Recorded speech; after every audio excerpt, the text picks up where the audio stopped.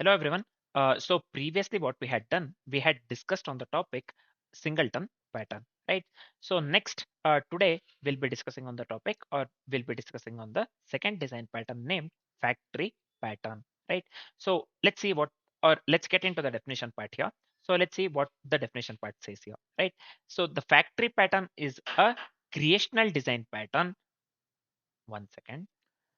Again, factory pattern is a creational design pattern that provides the interface for creating objects. What does it do? It provides the interface for creating objects, but lets the subclasses or the factory class decide which object to create, right? It does what it does. It lets or it yeah it lets sorry it lets subclasses or a factory class decide which object to create. This one you will understand when we discuss the UML diagram and when we go with the example code, right? Mainly. So see, instead of creating the objects using new directly, see, we can just create the objects using the new keyword, right? Instead of creating the objects using new directly, we delegate the object creation to the factory. So that's what we do. We delegate what we do. We delegate object creation to the factory. This improves loose coupling. What it does, it improves loose coupling. Loose coupling in the sense the object and one class is it reduces the dependency. Actually the object in the one class is not dependent on the object in the other classes, right? So this improves loose coupling, readability, and makes the code easy to extend, right? So let's try to understand the same thing with a UML notation actually. So yeah, so this is the UML diagram for the factory pattern, right? So the first thing, so here we are going with a product interface, right? As per the definition, it provides the interface, right? So this interface product, so product is an interface. Basically, what it does actually, it defines the common contract for all the objects actually. Yeah, product, what it does, it is the interface, nothing but via interface usually we abstract, right? But see, product is an interface that defines the common contract for all the objects. Yep, so this is fine. Next, we are going with a concrete product here, right? Concrete product, right? So what does the concrete product do here? Concrete product implements the product. Yeah, this implements the main this product actually. Yeah, concrete product implements the product and it represents the actual project that is created, right? What it does, it represents the actual object that is created. Next, let's move on with the factory pattern. Yeah, this one, let's move on with the factory pattern. So what it does, factory or the creator pattern, it declares the factory method. See, this declares the factory method. This one we have here. See this one. Yeah. So this declares the factory method and contains the business logic that uses the product. Yeah. That contains the business logic, right? Do something. So instead of the do something, it contains the business logic that the product uses actually, right? Then comes the main thing, concrete factory. So what does the concrete factory do here? Concrete factory overrides the factory method. So this entire method will be overridden by the concrete factory method. Yeah, concrete factory basically. Yeah, concrete factory overrides the factory method to decide which concrete product to create, right? To decide which concrete product to create, right? So then the client calls the factory logic and works only with the product, never with the concrete classes. These things, yeah. The client work, the client calls the factory logic, sorry, and works only with the product, never with the concrete classes, right? One more very important thing, object creation is decoupled from the usage, right? Just remember this, object creation is completely decoupled from the usage, basically to enable the flexibility as well as the extensibility, right? So this is the simple UML diagram for the factory design pattern. Yep. So now, as we have the complete idea on the factory pattern, let's go with a very simple example, right? Example code actually. So yeah, now let's do one thing. Let's go with the first, I'll just go with this one actually. Input output. Let me import the input output package. Yeah. So next, let's do one thing. Let's create the common interface. So as per the discussion, first we have to go with a common interface.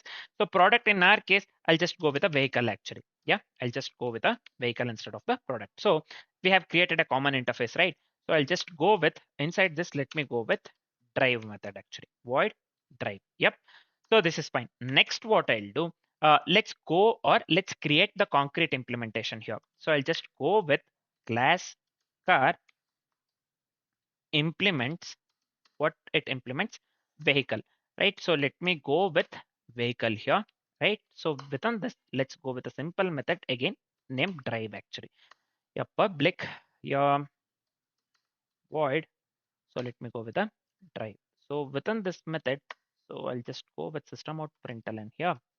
So let's give something for the interactiveness. I'll just go with car is driving actually. Yep, car is driving. Yeah, this is fine, I believe. So let me come out of this one entirely. Next, what I'll do, I'll just go with one more class named bike, which implements the vehicle. So I'll just go with a class bike actually that implements vehicle. Yeah, that implements vehicle. Yeah, so I'll just go with a public void drive. So this is fine. So within the drive method, first thing again, so let me copy the same thing here. I have given here car is driving. Right? So anyways, this is fine. So I'll just go with the similar sentence. Actually, I'll just give here bike is driving actually. Yeah, this is fine. Next, let me do one thing. So now let's create the factory class actually. Yeah, let's create the factory class. Accordingly with what we have discussed, let's create the factory class now, right?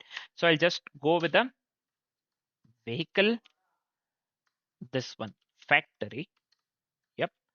So within the vehicle factory class, let's do one thing. Let's go with a factory method that decides which object to create as per the discussion, right? So I'll just go with static here. Yeah. So let me go with vehicle. Yep. Let me go with get vehicle here. So I'll just go with a string type. Yep. So this is fine. Let me go with a very simple if condition here. If type dot equals here, if type dot equals of this one car, yeah, type dot equals of car. So let me return actually new car actually. This is fine. So this has to be capital C. We have went with a capital C, right? Yep. So this is fine. Next, what shall I do? Let me go with the same thing for the bike as well. So let me copy the same thing here. If type dot equals instead of the car, I'll just go with a bike here. So I'll just go with new bike again. Yeah, this is the change actually. Yep, so this is fine. Yep, so I'll just make this is fine. Next, I'll just come out of this one. Else let me return the null actually. Else let me return null actually. So this is it for the code actually. This is it for the code. So yeah, this is it for the code, right? So next, let's do one thing. Let's go with the example usage. Usually I don't type the example usage. I get it from the Google. Let me do that. 1 second. So I'll just come here. Let me paste this one over here, right? So what we are doing, so we are just going with the object creation that is delegated to the factory as per the discussion, right? So vehicle V1, we are calling the get vehicle method here. And again, get vehicle, the only thing is we are calling the car and we are calling the bike here, right? So then the drive method. Yep, so this is fine. Yeah, let me run the code. Let me run the code and let's discuss certain things. What we have here, class interface annotation. Huh? Line number 9. What happened here? Oh, interface. I have misspelled the interface actually. Okay, now if I run this, error has to be gone. Yeah, we are getting the output car is driving and bike is driving. So let me explain what is happening here, right? So we have considered here vehicle factory dot get vehicle of car. So what it does, this one, 1 second. Yeah, this one I'm speaking of, right? So let me change the color. Why this color actually? Anyways, 1 second. Yeah, we have considered this one, right? Vehicle factory dot get vehicle of car. So this is called initially, right? Factory creates the car object successfully, right? Factory creates the car object successfully. Then uh, drive prints actually. So this one, drive prints car is driving, right? So first we have given car is driving within the system out println. Yeah, that will be printed. So we are getting the correct output here, right? Next, vehicle factory dot get vehicle of bike. This one actually. Yeah. is called actually. Factory creates the bike object. Then what happens? Drive prints this one. Bike is driving actually. So this one, we are getting the correct output. Car is driving, bike is driving. Right. So whatever the code that we have written works absolutely correct. So this is one of the simple examples for the factory pattern. Right. So next, let's go with some of the real world examples. Let's go with some of the real world examples. Right. So first example is, so it is used in the JDBC. Yeah, it is used in the JDBC. Factory pattern is used in the JDBC, right? One second. Yeah, it's used in the JDBC basically. If you remember, so we write a line, this one, driver manager dot get connection actually. Get connection, right? So driver manager dot get connection, like this we write, right? Within the JDBC while connecting JDBC, right? So Java database connection actually. So we make use of this one, driver manager dot get connection, right? So that basically we are making use of the factory pattern there. Yeah. Next, basically or primarily we use this one factory pattern within the Spring framework actually. Right, Spring framework. So for the bean creation, if you are using the Spring or a Spring, this one Boot actually. So we Spring Boot provides the beans actually.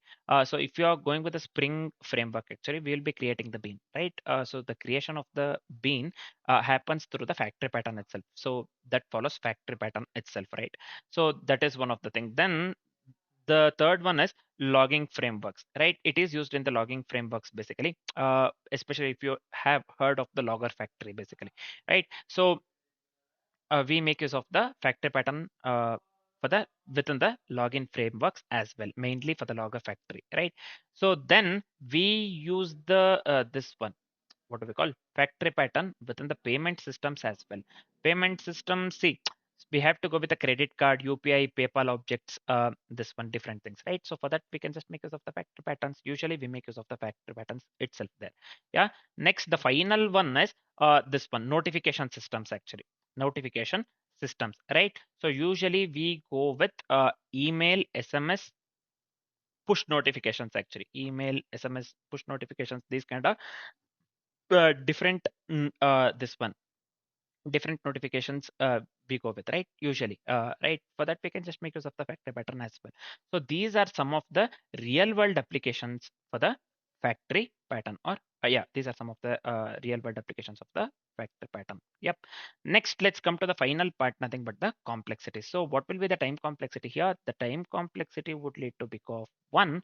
Why it is big of one? Because factory uses simple conditional checks to create the objects. Yeah, factory uses simple conditional checks to create the object. So we are just going with a simple this one, conditional checks itself, right? So if condition, so the overall time complexity would lead to big of one, and the space complexity would lead to big of one as well, because only one object is created for the factory call. So overall space complexity would lead to big of one as well.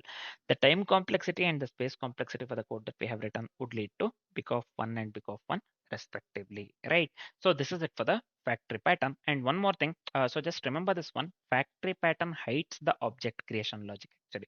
In simple terms, if I have to say, factory pattern hides the object creation logic, and it promotes clean, extensible and maintainable code, yeah, by hiding the object creation logic. Yeah, so this is it for the factory, yeah, this one, factory pattern. Yeah, so we are done with the factory pattern. Next, what we'll be doing, let's move on with the this one of the most important patterns actually, nothing but abstract factory pattern. We have already discussed factory pattern.